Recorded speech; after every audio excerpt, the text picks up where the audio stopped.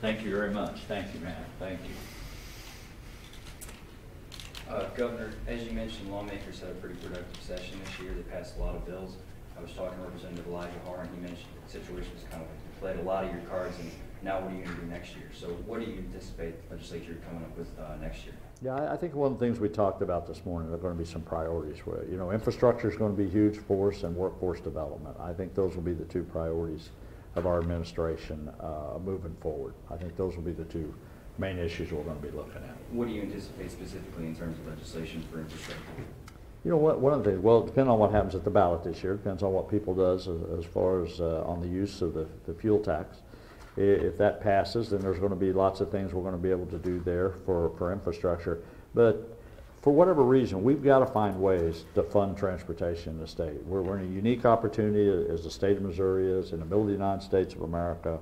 And we just got some tremendous opportunity with who we are in the state of Missouri, especially with agriculture being our #1 industry, with the export side of it. That's huge for us. But you got to have ways to get the product out of the state of Missouri. But there's just so many opportunities. But I do believe the federal government could very easily come out with some sort of economic development package, and I think or infrastructure. Missouri's got to be prepared for that, and hopefully we'll take the right steps to be ready for that when that day comes. You said, go ahead. Oh, you said the revenue situation was good, but do you anticipate making any withholds? You know, right now we're in the budget process. I'm not for sure how we're going to be doing that. You know, needless to say, there's $28 billion on the table there. We're going to take a look at everything to see how that unfolds. But we're in the process of that right now. I'm curious whether you have any plans whatsoever to address a couple of things in rural Missouri, specifically the shortage of mental health professionals and hospital staff across the board, really, including nursing, but also access to care in rural Missouri. Right. You know, that's an issue that I'm very familiar with all the days back from the sheriff's days when I was sheriff, of how we dealt with mental health issues in rural Missouri. Been a huge advocate ever since I've been to Jeff City, how we do that better. And we do have to find ways to do that. And there has been legislation done to make that better, where we're having outreach to rural areas that we can get doctors and professionals out there to help with that, for that care. And then, you know, anytime you're in rural Missouri, there's lots of things that change for lifestyle. You know, one, getting people to rural Missouri. You know, people wanting to go to rural Missouri. You know, that's something that we've got to figure out how we're going to do that, and how we're going to encourage people maybe to go there for a while. Because I firmly believe, because I am one of those rural Missourians, you know, if given the opportunity to come to rural Missouri, I think they'll like it. So I hope they stay. But we got to find incentives to get people there. And then just as a follow-up, if there were one area of focus that you would say will be your emphasis in trying to help and serve rural Missouri, what would it be? Education, healthcare? You know, I think the big thing, you know what, rural broadband plays a key role in what you're talking about. I mean, for people in the state of Missouri not to be able to have access to that is huge. And that even goes for your kids, for your families, family businesses, family farms, whatever it might be. I think that is huge. And then the workforce side of it. You know, we need to go there and see, well, okay, what jobs can we create in rural Missouri? And do we have opportunities to do that?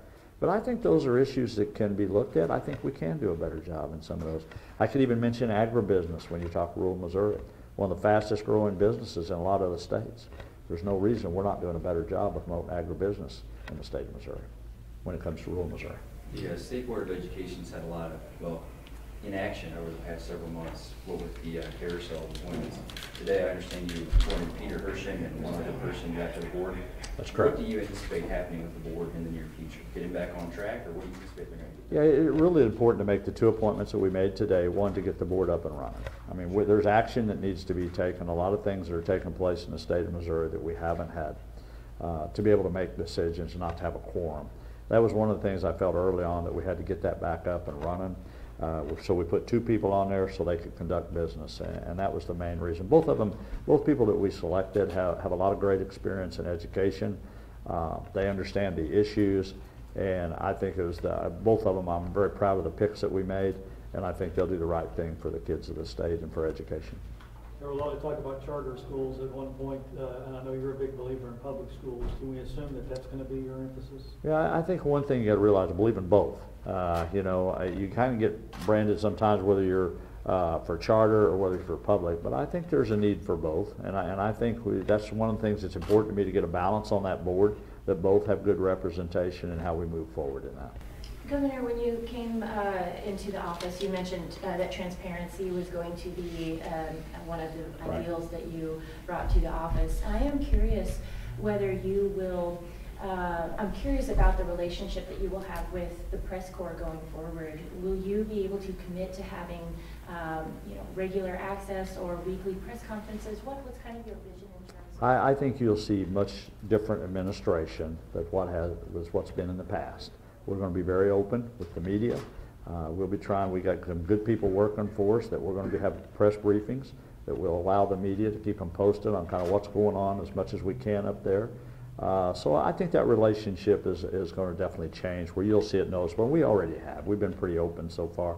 The other thing on the transparency part of it, we want to be very transparent. We want to be very transparent with the media, but more importantly, with people of Missouri. We want them to know what we're doing, and that goes all the way from the committees to the financial side of it.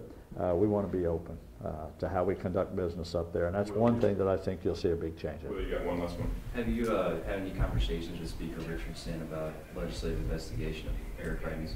I have not. That's the Speaker's job, and we have not talked about where that's going to continue. And frankly, we just haven't had that conversation. We got one right there. Okay. Have you heard from any of your representatives about what the latest tariff dispute is going to mean to rural Missouri?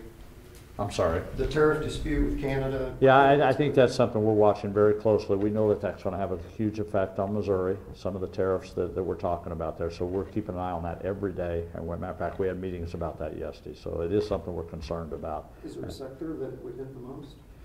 Well, I think you could look at all the way from the steel side of it to the aluminum side of it to agriculture.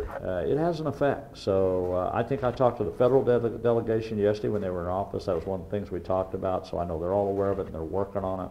So hopefully we can work with them to make sure it doesn't have an effect on Missouri that's going to be bad for our state.